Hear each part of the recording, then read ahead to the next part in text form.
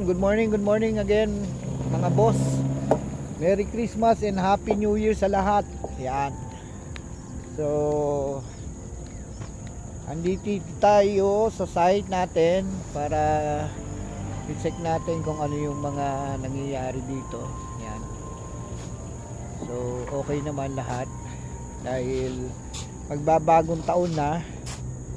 So, babatiin ko lang kayo ng Merry Christmas, Happy New Year. Yan. So, good morning sa inyo.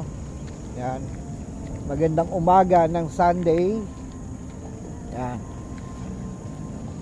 So, napakaganda yung weather. Kahapon umuulan eh. So, as of today, medyo tagiktik na lang kung tawagin yung ambon na na manipis.